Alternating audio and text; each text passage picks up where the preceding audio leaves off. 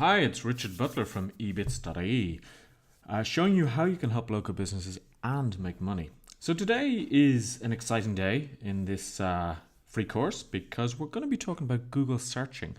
And it's something that I've left to last really because many people think they know how to search Google, but I want to show you a couple of tips, and I want to show you the results from just using some of these tips. And I want to give provisos and caveats, etc. So, the first question that many people ask me is, are there other search engines apart from Google?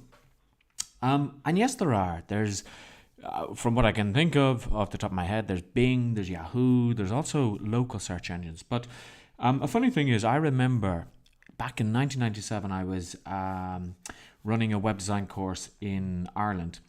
And I remember telling my students, by the way, there's a new search engine that launched recently called Google, I think it is. Really plain looking homepage compared to what Yahoo is.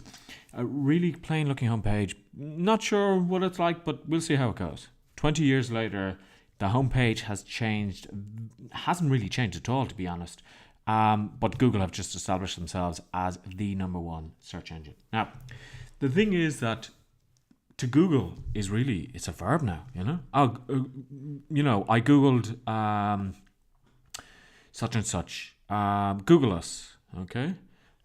People just use it as a verb, so it's so commonplace. So I always say to people, no matter what you're doing, aim to get listed in Google first, and then the others will follow. Okay. Now, other people could say, well, aim for the smaller search engines because then you can get more exposure and you can get to number one quicker because people aren't necessarily using the likes of Bing, etc. But I don't know. I don't have the statistics to hand, but I think most people, the man on the street, would know Google. So let's have a look at how people search. Now, people don't just use one word searches when they're looking for something. They don't just type in restaurant because you're going to get 20 million results, okay? And the other thing is that if a company comes to you, a local business come to you and say, I want to be number one in Google for restaurant, politely say, I'm sorry, I can't help you, and refrain from laughing because it's just impossible. There's sites that may have been on the net 20 years that are ranked for the word restaurant and have been for many years. Trying to knock them off the number one rankings, if you could, would be very costly. But most people use long tail searching. And what this is it's two or more words. I'm trying to get quite specific. And some people who are savvy also use qualifiers, which we're going to look at in this. So here's an example of a long tail key search. Good value restaurants, Barcelona, 08028, which is my zip code.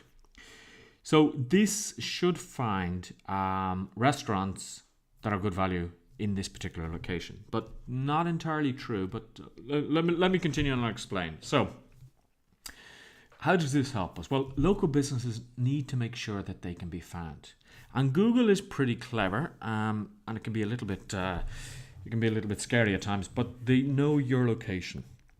Because if you give Google, or if you have given Google permission to use your location from years ago, it will still be able to locate you as you move from town to town or country to country.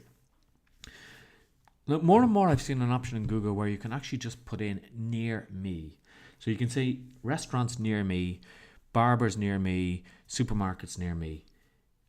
And local businesses need to be optimized to make sure that they're found in their obviously local area. So when somebody types in restaurants near me, that they find restaurants that are near where I live.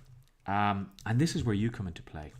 Now let's get a little bit advanced on the searching, and you're going to become a little bit of a search ninja, or in fact a boolean ninja. Now boolean was an Irish guy who created this way of searching data. Now, this was years and years and years ago. This was before Google, but there were rules of searching structured data. And there's four main rules of Boolean searching. There's the and functionality. So you can type in restaurants and Barcelona. But more commonly, we just use a space. We don't need to put in the space. So good value pizza.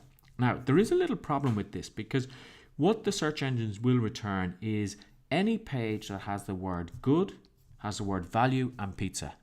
Okay, so I was feeling good the other day. I was feeling I gave a lot of value to my company, but to be honest, I don't like pizza. For Google and for many search engines, that is a valid result because it has the word good, it has the word value, it has the word pizza. Okay, so we're going to see how we can counteract this in a second. Or it must be capitalized. Okay, so must be and if you use and, but as I said, you just use a space. So or must be capitalized. You could say pizza or Italian restaurant.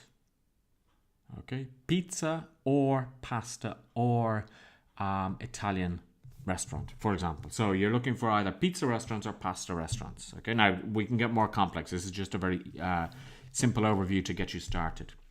So using the or will return one value or the other. But what a lot of people use is phrase searching. So if I put in good value pizza and I put that in the quotation marks, that says to Google or to other search engines only return pages that have that specific phrase in the web page. Okay, so good value pizza. Any web page that mentions the words good value pizza will appear in my search results. This is really crucial, this one, and especially for you when you're looking for local business clients. And negation can allow us to remove some search terms. Now, you can use a word all in capitals, not, or you can use the minus sign attached right side by side to the word you don't want. And you're going to see, for example, examples on the next slide. So I just did a quick search for Italian restaurants Barcelona, and I got 1.5 million results. Now, I can tell you right now, I'll look at the first 10 results and that's it. So that's not a very good search. But when I put in Italian restaurants in quotation marks, and it's very hard not to do quotation marks without doing the air quotes with your fingers, but Italian restaurants, Barcelona, I got 451,000 results. Nearly, well, over half of the results. Then I decided, well, let's get a little bit more specific. And I put in Italian restaurants, Barcelona, 08028, which is my zip code. And that reduced it to 9,500 results, which is a much more manageable results. And then I said, look, there's too many results from Yelp and TripAdvisor. So I put Italian restaurants, Barcelona, 08028, minus Yelp, minus TripAdvisor. And I went down to 607 results. So you see how savvy searchers know how to reduce some of the results. And you as a local business marketer will want to use these negations so that you can just get, for example, the 607 restaurants that happen to be in this area. Now, you do need to fine tune things, as Google sometimes does strange things. When I did this search, I saw advertisements for apartments coming up. Okay, so Google is good, but sometimes it throws up weird results as well.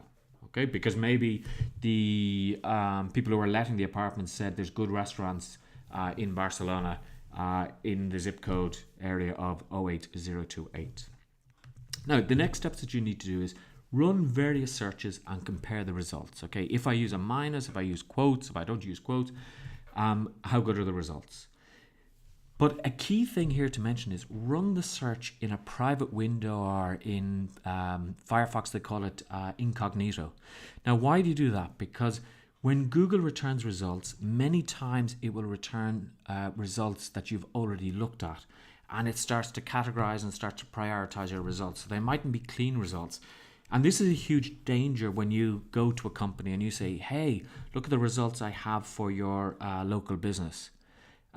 If you run it in a normal window, Google actually shows different results because it's looking at what you've already visited and it's pushing up rankings based on what you've already visited. If you do it in a private window, it gives you what I call pure results because there's no cookies, it doesn't remember any of your history, etc. So that's something that I'll touch on in the full course a little bit more. And I would say note down all the results and then add them to your prospecting spreadsheet. Now, as you already know, the link to the webpage, which gives you more information about local business marketing, and will also give you more information about the course that I'm putting together, is below this video. It's Ebits.ie /local business marketing. You can sign up there for more updates. And I'll see you in the next video.